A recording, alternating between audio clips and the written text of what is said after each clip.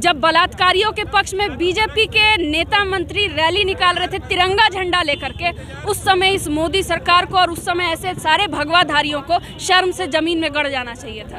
और ये रोजगार ऐसा नहीं है कि कोई छात्र की क्षमता कम है इसलिए उसको रोजगार नहीं मिल रहा, नहीं, ये व्यवस्था की दिक्कत है कि वो रोजगार नहीं दे पा रही है।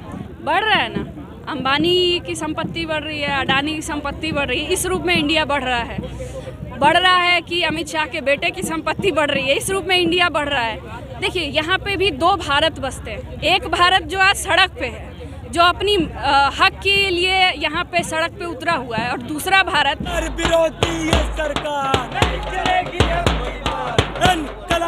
जिंदाबाद जिंदाबाद जिंदाबाद। लेकिन अभी हालत ये है कि पीएचडी करके लोग ठेले पे, अभी यूनिवर्सिटी आप जाइए, पटना यूनिवर्सिटी से निकला हुआ एक स्टूडेंट वहाँ पे बेरोजगार चाय स्टॉल चलाता है, जो चप्पलें फटकारते हुए पूरा कोचिंग में भिखना पहाड़ी वाले पूरे एरिया में घूमते रहते हैं, हर कोचिंग में अपना सर मारते रहते हैं। वो कितना साल और वेट करेंगे कि उनका जॉब मिले। बहुत सारी राजनीतिक पार्टियां अपनी रोटियां सेकने का काम करेंगी, कोशिश करेंगी, और इससे छात्रों को सचेत होना चाहिए। योगी सरकार ने छात्रों के लॉज में घुस करके पुलिस के द्वारा उनका दमन किया गया, तो बेशक ये युवा विरोधी सरकार है। देखिए, आज छात्रों ने बिहार बंद बुलाया है और उसको लेकर तमाम छात्र संगठन जो है वो सड़कों पर उतर आए हैं। देखिए, दिशा छात्र संगठन का कार्यकर्ता है और लगातार जो है सबको शिक्षा, सबको काम, वरना होगी नींद हराम, तमाम बैनर लेकर जो है ये लोग सड़कों पर उतरे हैं और लगातार छात्र हित की बात कर रहे हैं। और देखिए किस तरह से जो है मोदी सरकार नारे मुर्दाबाद मुर्दाबाद के नारे भी लगाए जा रहे हैं। शिक्षा विरोधी ये सरकार नहीं चलेगी, रोजगार विरोधी ये सरकार नहीं चलेगी, इनकलाब जिंदाबाद जिंदाबाद जिंदाबाद। दिशा छात्र संगठन का कार्यकर्ता है और लगातार अपनी मांग को लेकर सड़कों पर उतरे हुए हैं। सरकार की नीति है कि आज इतने बड़े स्तर पे रेलवे को बेचा जा रहा है, जॉब्स का ठेकाकरण किया जा रहा है, सरकारी जॉब, सरकारी वैकेंसी जो पहले निकलती थी वो लगातार हटाई जा रही हैं। तो बेशक मोदी सरकार मुर्दाबाद के ही नारे लगाए जाएंगे। हमारी मांग है कि जॉब्स की वैकेंसीज बढ़ाई जाए, निजीकरण को रोका जाए, रेलवे को बेचने की पूरी तैयारी कर ली गई है। नहीं मैम, ये बड़ा सवाल है कि युवा सड़कों पर उतर रहे हैं और जिस तरह से उनको पीटा जा रहा है, जेलों में डाला जा रहा है, तो क्या ये सरकार युवा विरोधी सरकार हो गई है? क्योंकि जो वो हक की मांग कर रहे हैं, अपनी रोजगार की मांग कर रहे हैं, उसको रोजगार के बदले जो है लाठियां मिल रही है, तो ये सरकार कैसी सरकार है? बिल्कुल युवा विरोधी हो गई है। आप यूपी में देखिए, योगी सरकार ने क्या किया। योगी सरकार ने छात्रों के लॉज में घुस करके पुलिस के द्वारा उनका दमन किया गया, तो बेशक ये युवा विरोधी सरकार है, ये जन विरोधी सरकार है। न सिर्फ महंगाई, बेरोजगारी इस हद तक गिर चुकी है, जो रोजगार का वादा मोदी सरकार ने दिया था, बहुत हुआ अत्याचार और बहुत हुआ महंगाई का मार, ऐसे ऐसे नारे दिए गए थे। आज उसकी असलियत ये है कि लाखों छात्र सड़क पर उतरे हुए हैं। नहीं, बड़ा सवाल यह है कि लाखों छात्र सड़कों पर उतरे हुए हैं और ये आंदोलन पिछले 3 दिनों 4 दिनों चल रहा है, लेकिन अब राजनीतिक पार्टियां जो है वो भी इसमें इंटरेस्ट लेने लगी है और लगातार खुलकर समर्थन में आ रही है। तो क्या ये आंदोलन बिगड़ जाएगा अब, या फिर जो उनकी मांग थी वो मान ली जाएगी? देखिए, हमें लगता है कि छात्रों को अपने मुद्दे पर एकजुट होकर के, संगठित होकर के इस पे मतलब बैठे रहना चाहिए और अपना डिमांड करना चाहिए। अब इसमें बहुत सारी राजनीतिक पार्टियां अपनी रोटियां सेकने का काम करेंगी, कोशिश करेंगी, और इससे छात्रों को सचेत होना चाहिए। ये छात्रों की डिमांड है कि एनटीपीसी की धांधली जो हुई है उसका तुरंत संशोधित परिणाम दोबारा से जारी किया जाए। दूसरा, ग्रुप डी का जो 2 लेवल का एग्ज़ाम है उसको 1 लेवल पे किया जाए। तो छात्रों को इस पर स्टिक करना चाहिए, और इसमें बहुत सारी राजनीतिक पार्टियां अपना फ़ायदा उठाने के लिए आएंगी। यूपी चुनाव है, बेशक यूपी चुनाव है, इलाहाबाद से लेकर के हर जगह छात्र सड़क पर हैं, तो वहाँ पे भी तमाम पार्टियां जो हैं वो इसका फ़ायदा उठाने की कोशिश करेंगी। तो आखिरकार युवा जो है सिर्फ वोट बैंक बन गए हैं, क्योंकि युवाओं को सिर्फ वोटर ही समझा जा रहा है, क्योंकि रोजगार तो कहीं है नहीं और रोजगार का वादा तो हर राजनीतिक दल करती है, लेकिन जिस तरह से युवाओं को ठगा हुआ महसूस करते हैं, तो आखिरकार ऐसा कब तक चलेगा? यही छात्रों को समझना पड़ेगा। जैसे अभी तक भी एक ट्रेंड चल रहा था कि सिर्फ रेलवे बोर्ड से हम लोग डिमांड नहीं कर सकते। रेलवे किसके अंडर है? केंद्र सरकार के अंडर है। अगर इसमें कोई भी धांधली हुई है या वैकेंसीज में गड़बड़ी हुई है तो सीधे हम लोग को केंद्र सरकार से डिमांड करना चाहिए। और ये सरकार की जिम्मेदारी है, क्योंकि हम लोग सरकार को चुनते हैं, हम लोग रेलवे बोर्ड को तो नहीं चुनते हैं, हम लोग सरकार को चुनते हैं। तो सीधे सरकार से ये डिमांड बनती है हमारी।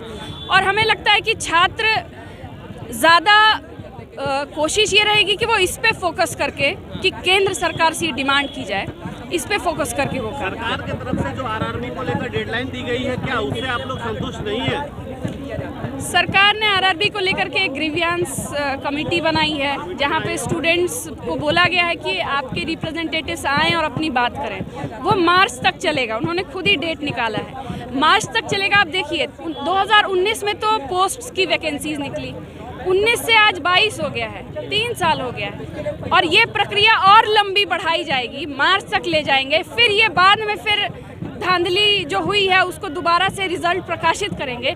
छात्र कितना साल वेट करेंगे? आप ही बताइए, कितना साल छात्र वेट करे कि एक जॉब मिल जाए? जो चप्पलें फटकारते हुए पूरा कोचिंग में भिखना पहाड़ी वाले पूरे एरिया में घूमते रहते हैं, हर कोचिंग में अपना सर मारते रहते हैं, वो कितना साल और वेट करेंगे कि उनका जॉब मिले? सीधी बात है कि बहकावे में रखने की ज़रूरत नहीं है ना। और सरकार अगर आपकी बात को अब भी नहीं मानती है तो आगे की रणनीति आप लोगों की क्या होगी? देखिए, रणनीति यही होनी चाहिए कि आंदोलन को और आगे बढ़ाया जाए। जिस तरीके से एनआरसी में या जिस तरीके से और भी आंदोलन जो कहीं बैठ करके एकदम फिक्स होकर के बैठे रहे कि जब तक हमको हमारा हक नहीं मिलेगा हम उठेंगे नहीं, बिल्कुल वैसे आंदोलन करना है। ये छिटपुट विद्रोह से कुछ होगा नहीं। बड़ा सवाल ये है कि पढ़े लिखे युवा जो हैं वो अपने आप को शर्मिंदा महसूस कर रहे हैं, क्योंकि पढ़ तो रहे हैं लेकिन उन्हें रोजगार नहीं मिल रहा है। और मोदी सरकार ये नारा देती है कि पढ़ेगा इंडिया तभी तो बढ़ेगा इंडिया। इंडिया आखिरकार पढ़ तो रहा है लेकिन बढ़ कहाँ रहा है, तो बढ़ेगा कैसे इंडिया?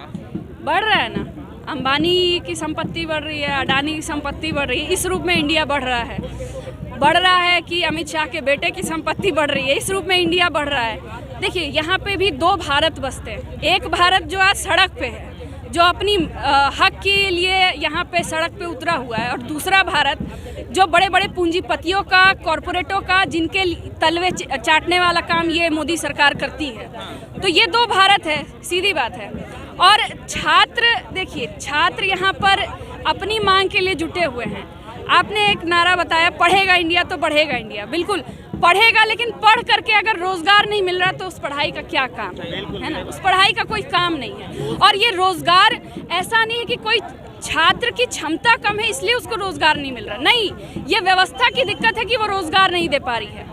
ये व्यवस्था की दिक्कत है। सरकार एक तरफ दावे कर रही है कि skill India, make in India और डिजिटल इंडिया और डिफरेंट टाइप ऑफ इंडिया, क्या वो सब प्रोजेक्ट कहाँ तक सफल है ग्राउंड लेवल पे? हाँ, स्किल इंडिया है ना, छात्र स्किल सीखे हुए हैं, छात्र कंप्यूटर चलाना और ऐप चलाना सीख गए हैं, लेकिन उसके बाद जॉब नहीं है, स्किल सीख करके बैठे हुए हैं। और आप स्वरोजगार, हर किसी के स्वरोजगार को आप अगर ऐसे डिक्लेयर कर दे कि पीएचडी किया हुआ आदमी चपरासी की नौकरी कर रहा है तो वो रोजगार प्राप्त है, उसको हम नहीं मानते रोजगार, है ना।